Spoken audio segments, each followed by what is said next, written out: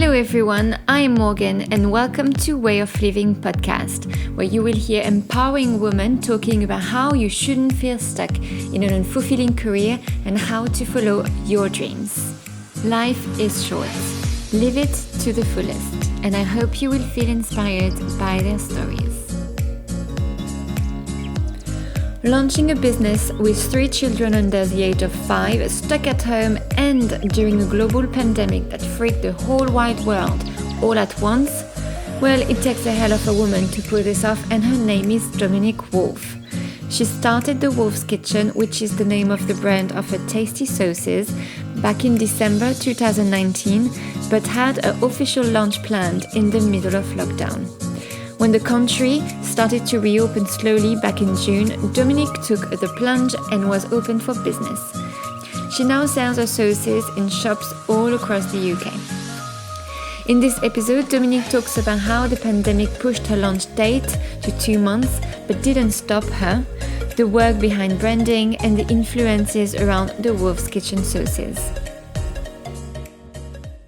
Hi Dominique, how are you? I'm good, thank you. How are you? I'm good. Thank you so much for being on the podcast today. Oh, my pleasure. Very exciting. Yeah, I'm very excited to talk about you because it's super interesting. You launched your business called Woolf's Kitchen during lockdown in June, to be specific, when you were taking care of your 3 kids, all under 5 years old.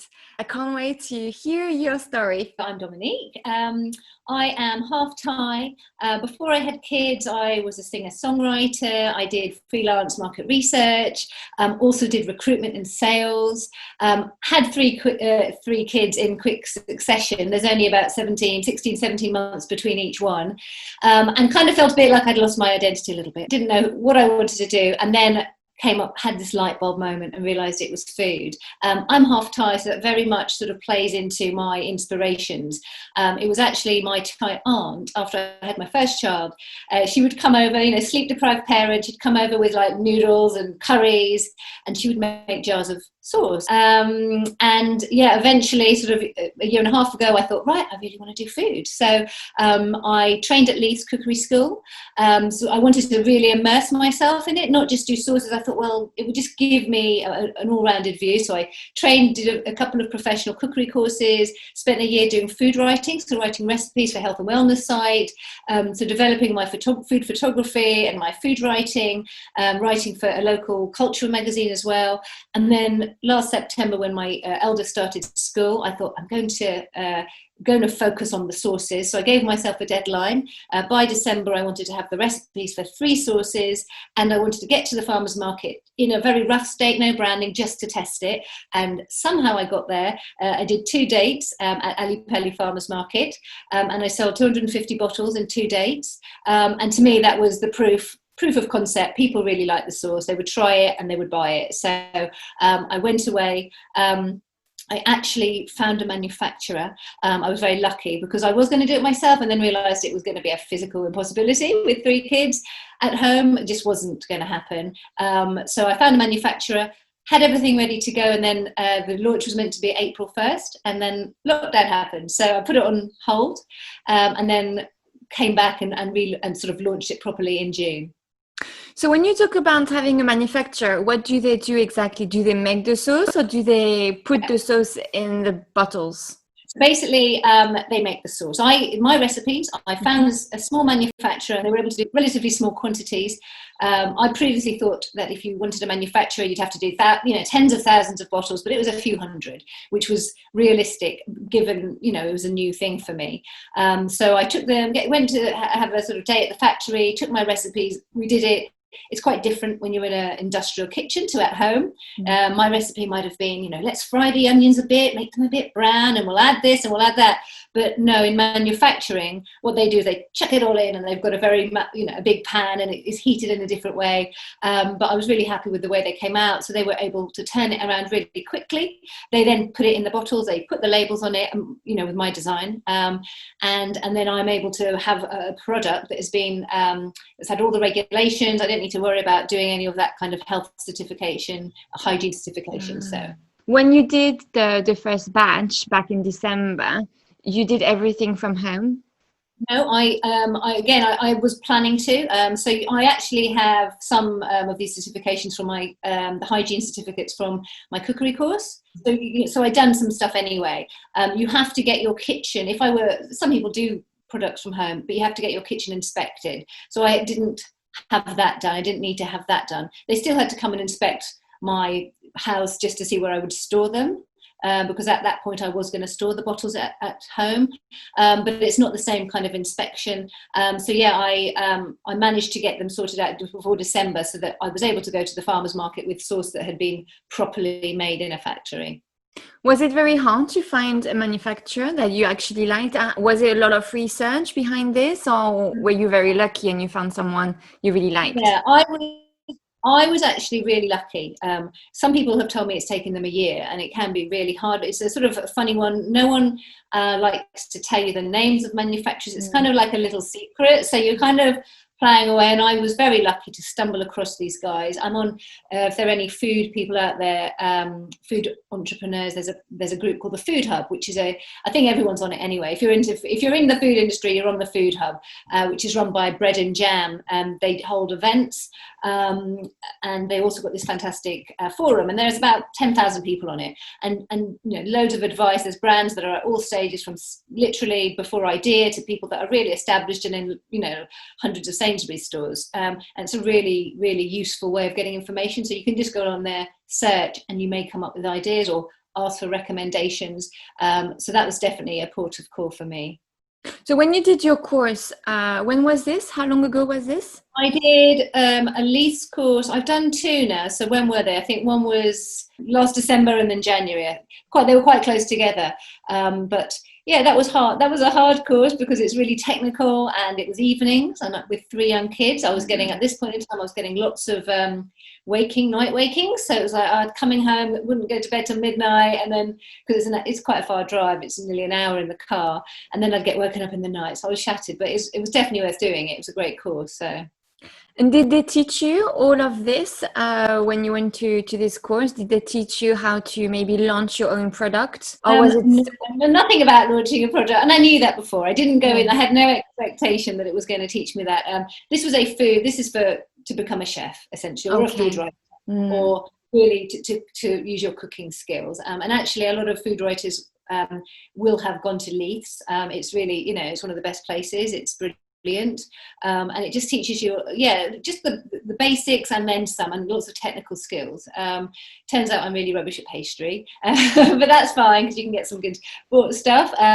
But yeah, you meet lots of great people, and it just teaches you a discipline, and just sort of, I just liked being immersed in it. For me, it's kind of part of the process almost, just to sort of feel that I'm involved with food. And I wanted to do food writing. I really enjoy writing. So writing the recipes and writing little, you know, even if it's a couple of paragraphs, I really enjoy writing that when you write a recipe. When you did this course, did you think about, okay, I'm going to make the sauce. That's what I want to do, sauces? Yeah, a sauce. So I don't know why I did it in this order, but definitely the sauces was like, this is what I want to do. But then I sort of almost wasn't ready to get in that kitchen and start working on the product. It was almost a little bit of a block I had. I thought, right, but before I do that, I'm going to get my training get my broad training in food. And in the back of my head, there was an idea that, maybe I could do a pop-up supper club to support it, and then I could do the cooking, and, you know, at least I'd have those skills. I mean, as it turns out, I don't think I'm great under pressure in the kitchen, so I don't think I'd be doing the actual cooking, but it was still, you know, I didn't know that at the time. I mean, I learned loads for it, but yeah, it's not specific on sauces, it's sort of techniques, and it just makes you feel like you're involved in a certain industry. And I met, as I say, there are lots of good people and lots of alumni who've gone through it, so definitely a good thing to do if you love food, but particularly if you want to be a food writer, then definitely go there. I spoke to a lot of people who told me, and it comes up quite often, that when you start selling, so when you have to produce for the first time, it's very hard to know the amount of the product you have to create. And usually people underproduce because they're scared it's not going to sell. How did you know how much product? Because you sold a lot in December, Yeah. which was it surprising, first of all? And how did you know how many bottles to make? Oh, which is a good question. So I think on the very first run, if I remember rightly, we did a test batch. So we did a test batch and we had 150 bottles of each, let's say. So it was a small run. And I think, I can't remember the detail, but I think we may have had to do a second run in between the two farmers markets. There was just a week. There was just a week between it, but I think we had to sort of top it up. And then when you move ahead, there's a sort of minimum quantities, and it might have been, I think now the minimum quantity is something like 500 bottles a run. And obviously you think that sounds like a lot, but then maybe we did a half batch to begin with. So there's 250 bottles. And then now I've done quite a few batches, because actually in the last 3 months I've sold enough that we've done a few batches worth. So it's kind of like, with some products, so let's say if I had a canned drink, for example, you need to do 100,000 minimum.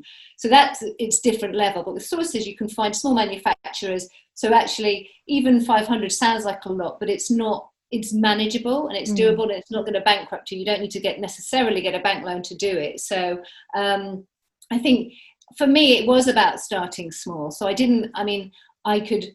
There are factories that do 8,000 or whatever, 10,000 runs, which, that take me a year to sell probably. But that seems like a big risk. So I wanted to go small, and it's like, well, let's just see what we can sell, and let's then review and progress as we go along. On the markets, when you started selling, because obviously you haven't been really able to do any like face-to-face selling. I don't know if it's actually the right term, but when you started selling on the markets, did you make people taste the product, and how did you make them taste it? Yeah, so on the farmers market in December, obviously this is pre-COVID, a different life. And I literally had the samples out, little dishes with some mini poppadoms, and people tried all three, and they loved the sauces. It was great. Now we don't have that, and that is one of the challenges of this environment. And I think as a new food producer on a shelf, that has traditionally been a really valuable way, really essential way of getting people to know about your brand. Even brands that are big now, who've started in Sainsbury's, they've had to do the same thing. So that's one thing that, unfortunately I'm missing, but we don't have it at the moment. I have spoken to shops and they want to do it, but they just can't. I could stand outside, there's all of it. We're not meant to be doing it at the moment. So that is the challenge, basically. Some places I've put recipe suggestion sort of cards out, and that helps. And I try on social media to post sort of serving ideas, because I think people see it being used, it makes a difference. I think one of the products is a tamarind ketchup. So I forgot to say that we've got 3 sauces, and there's a jalapeno and lime, and a tamarind ketchup, and a hot and sour. And tamarind ketchup is, when people try it, they absolutely love it. I had someone message me on Instagram to say, I love it so much, I want to stop people in the street and tell them. That's how, and it was like, oh, that's amazing. But a lot of people don't know what tamarind is, and as a result, I'm seeing that maybe there's some shops, there's a few more tamarind on the shelves than the others, because people don't know what it is. And if I could just get them to try it, they'd know they liked it. So yeah, there's some challenges, but we have to deal with them. I read somewhere that your product is in 25 local shops now. How did you manage this? Well, I basically got on the phone. I had a thought before COVID, I thought, I'll just walk into shops. But actually, that's not realistic at the moment because of the situation, but also I've got 3 kids at home. So I started just calling people, and I started local. Then I sort of branched out to other areas in London. And now I'm just, because I'm not manually delivering it myself, my manufacturers do the fulfillment. So they are able to, I have an order, I send them an email, and they send it to the person. So I've literally got it now stocked in Edinburgh, Wales, Brighton, literally all over the country. So I get on the phone and I call people. And what I've discovered is having a food business is a sales job, really. And most of it is cold. I call up and I've never spoken to them before. And so, yeah, you just have to kind of just get on and do it, basically. A few hours a day if you can. I haven't had the luxury of doing a few hours a day, but I've done it when I can, and it has resulted in getting these stockists. That's absolutely amazing. Since June, and then you're already all around the country. How does it feel? Yeah, it's great. I mean, and it's especially great actually when I send. Not everyone asks for a sample, but some ask for a sample, and then they come back and they love it. I mean, it's a really high hit rate of clients who've tried it and then say these are amazing, and they put an order in. So that's thrilling. And I think what the last 3 months has taught me is that I've sort of proven to myself that I've got a product that people really like, and they've been really positive too. So the next sort of challenge is getting the customer to take it off the shelf. And that's sort of a marketing thing, which I'm still sort of learning the ropes and still working out how do I create that awareness. So I can't go into a shop, or I'm not on the local Facebook group. So in Crouch End, where I live, I'm on the local Facebook group. So that's good in helping encourage people to go in. But in Edinburgh, I'm not there. So how do I do that? Do you sell only in those shops, or do you also sell online? I sell online as well. That's an area that's developing, but it takes a lot of work to sort of concentrate on all areas. So at the moment, I've been concentrating on getting retailers up. If I wanted to push the consumer side more, I'd probably have to do some more sort of perhaps even Facebook advertising, that sort of thing. So I haven't got around to doing that yet. I'm currently creating an Amazon shop. So actually registered. It's quite a slow process for them to sort of accept the account, if you like. So going to happen soon. But Amazon's a whole different area. It's still going to take a lot of marketing, me putting in the right search terms, and there's only me at the moment, so I don't have time to necessarily do everything. But Amazon's definitely going to hopefully be a good route to market as well. I'm on Borough Box, I'm on Gifted Local, so I'm on a few different platforms. So. Yeah, because I was going to ask you if you were alone, because it sounds like, well, thank God you have this amazing manufacturer that can deliver. Because, you just told us that you're actually alone. So I know you worked in marketing before, but did this experience help you with now the marketing aspect of your business? Well, beforehand was market research, which is actually sadly slightly different to marketing. So I actually don't know anything about marketing. So I'm learning as I go. I'm literally learning as I go. And I think there's definitely gaps in my knowledge. I need to learn more on how I market it. The thing is, I actually recently won a place on a mentoring program. And my mentor, a woman called Lucy Wright, she is co-founder of this company called Nice Drinks, and they're in 600 Sainsbury's and in I think all of the major retailers, or a lot of them anyway. She's got fantastic experience and knowledge, so she will be able to give me some advice on how best to market it. I'm at early stages, and so it's kind of all of this is a new area. Although I've got food experience, I don't have food business experience in that sense. So there's so many different things to learn about. Sales, I almost find that the easy side of it, but the operations and the marketing is something that's going to take a bit of work. You just said you've got a business mentor. Would you advise people to get a business mentor? Because where do you learn? Where do you start? And where do you find the information that you need? So, I mean, a mentor is amazing. I really I'm so grateful to have this actually. So I would say if you can get one, but it's not necessarily easy to find one, because people are busy, and it's getting that sort of devoted time, and you can pay. There are some really good coaches and mentors out there with food business experience. My plan, if I hadn't got a mentor, as I was doing, was literally going on the Food Hub and networking, LinkedIn and networking, and speaking to people who are doing it. I'm also in a few food entrepreneur groups. So I'm on a WhatsApp group with a few people. I'm on another food entrepreneur accountability group. So it's kind of like sharing information, sharing resources with people at a similar level. Maybe some of them are actually far more, more advanced. I know people who are selling into Ocado and into Planet Organic and things. So you can learn certain bits of information. There's also webinars. I mean, Bread and Jam, the guys that run Food Hub, certainly during lockdown, they were doing events every week. There would be a free webinar and paid for webinars as well. And there's a food event they're running. So there are actually lots of resources, even though we can't physically go to events, that can certainly help you.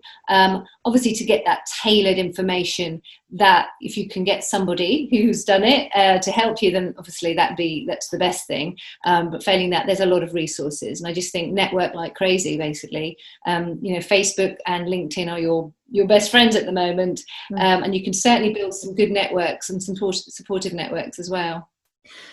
I know you pushed your launch date by 2 months, but what were your biggest fears when you heard about the COVID-19? And how did you keep a positive attitude towards your business? Yeah, it was, I think lockdown, is it a distant memory? I'm not sure, but the feeling around lockdown, it was almost this sort of bizarre cloud. I mean, I had a real brain fog with it, actually, for the first half of lockdown. I couldn't think about anything, else. I was just completely drained, had no energy, literally lost my mojo. I just didn't know what I was doing. So just the week before it happened, my factory was saying, we might have to lock down. I'm like, oh, you've made the sauce. Does this mean I'm not going to get it? It was this realization that I might not actually have access to all these hundreds of bottles that had just been made. And then it happened, and I put it on the back shelf. I actually thought, well, maybe it'll be next year. I mean, I couldn't think of it actually for the first few weeks of lockdown. I had the kids under my feet. It was all this weird situation. We don't know what's happening in the world. Nothing ever like it. Slowly, I started to sort of get back into this feeling, and it was my designer who said to me, because we had a design, and actually for me there was a silver lining from the lockdown. We had a design which we were going to print for the next week's launch, but actually over lockdown I was looking at the design that we had on a sort of example label and realised it wasn't quite right. I don't know what was wrong with it. I just couldn't work it out, but it just didn't look right. And my designer said, we can do better. And she came back and she redid it. She used the same sort of wolf motif, but she actually came back and did a completely different design, which was brilliant, so much better than the last one. And so actually for me, having that pause meant I was able to really evaluate, because I'd set myself this crazy deadline of the 1st of April launch, and it was a really tight deadline. I like deadlines. If I don't have a deadline, I think these things don't happen. So for me, having a deadline was essential, just to get it done. And if it'd been the wrong design, I'm sure we would have worked it out eventually. But having a pause in this situation was good for me. And then it sort of slowly, we managed to get the labels back up. She's got 3 kids as well. So, between the two of us, it wasn't the fastest process, but we actually ended up with something that we were both really, really pleased about. And then by this point, I started to get more energy with it. I think, it's that just coming out of the fog and going, okay, come on, we can do this. We're getting used to lockdown. We're kind of getting used to the new normal. And actually, it was my local pub, the Maynard in Crouch End, that said to me, oh, we're opening as a deli. Can we sell some of your sauces? So I got my first sort of order from a shop without having to even try for that, and that really kind of kickstarts you. And they sold out in the first week, and they had loads of 42 bottles or something, which is a lot, because I was able to post on the local Facebook group and drive loads of people there. So that kind of spurred me on a bit. How did you find how much you wanted to sell a bottle? How did you work out the prices? Well, it's based on the price that my manufacturer charged me, basically, and you work out a sort of margin on how you'd like that. And those sorts of things, I'm still getting my head around all of the way all of that works. My product is quite expensive, but it's an artisan product. And actually for hot sauces, that is an average price, actually.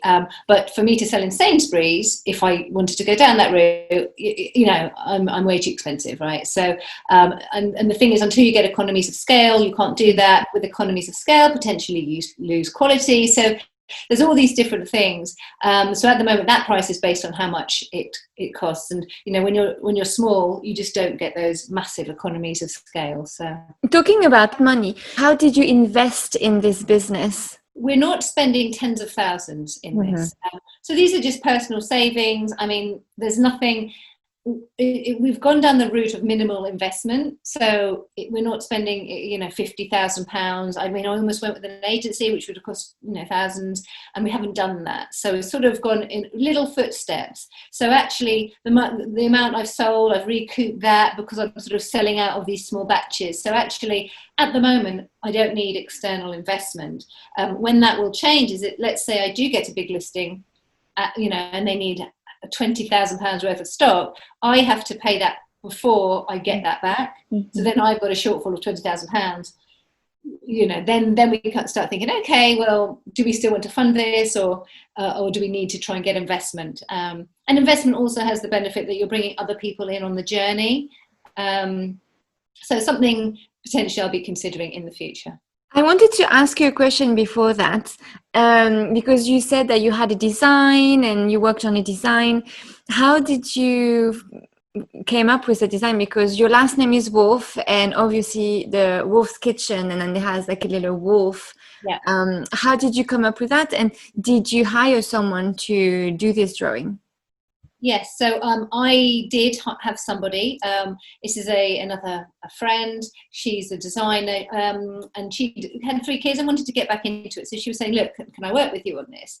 And I basically, she also brought in a copywriter. So the text that's on the website and the back of the bottles, my ideas kind of, but she's put that into words. So when I say my ideas, I wrote down documents with pages of kind of the personality I wanted to be conveyed, values, attributes of the ideal customer, really kind of created a sort of an avatar, if you like, or just kind of a profile. And then I would also do a visual mood board for them. So that visual mood board, there was lots of sort of pictures of street food in Thailand and Mexico, because I love the colours, and it was that contrasting big bright colours is what I turned out I was really drawn into. So it wasn't just food packaging I was referencing, it was all sorts of lifestyle images. So they sort of took all of those, and Lisa, my designer, she came up with, because I'd actually said, I don't think I want a wolf because I think they can be very caricature, but she did it in such a way which I thought, I really like that. It's got a tongue coming out which looks like it's licking its lips. So for me, I actually thought it was a great representation of the wolf, and I knew that I needed to. It was things like having the name of the product was probably, you need that bigger than the name. This isn't set in stone, but I've heard that having the name of your product is more important than having the brand name bigger, because people don't necessarily know that brand name, but they might see jalapeno and lime, and they need to know what's in the bottle before they choose it. So we kind of had all of these different sort of discussions, and there's a lot of iterations on it. The difference between this and the very first draft, the massive difference. But I definitely knew I wanted the colours, and they translated it for me. Yeah, because actually there is a lot behind just a name, and that's something that we don't always think about. And sometimes we put this on like the bottom of the list. Yeah, okay, I think about this title or this name, but actually it can take a long time to be certain. And we didn't talk about this, but you traveled a lot, and that inspired your recipes. Yes, I love, even before I knew I was going to do something with food, I've always loved food. So obviously with the Thai, being half Thai, always brought up and surrounded by, spicy food, sweet chili, satays, curries. So that's kind of, to me, having flavour in food is really, really important. And going to Mexico was probably one of my other favourite places in terms of the food. I just absolutely loved spicy flavour. I mean, I just absolutely loved it. So, jalapeno and lime is as much inspired by my trip to Mexico as it is a Thai style sauce.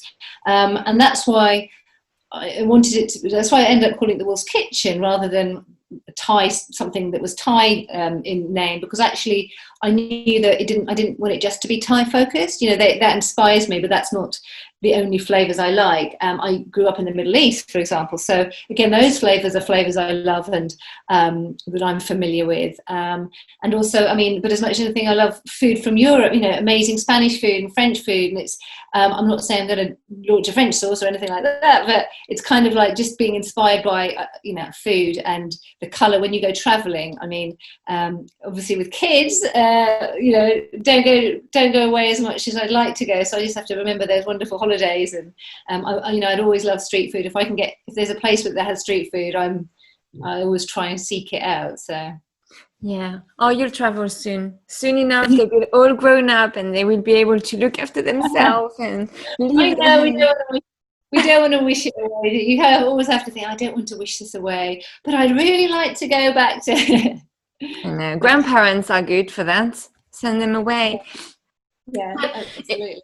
A question I usually ask is about success and what is your view on success? I know your business is very new, but I think it's very interesting to see your point of view because you're very successful.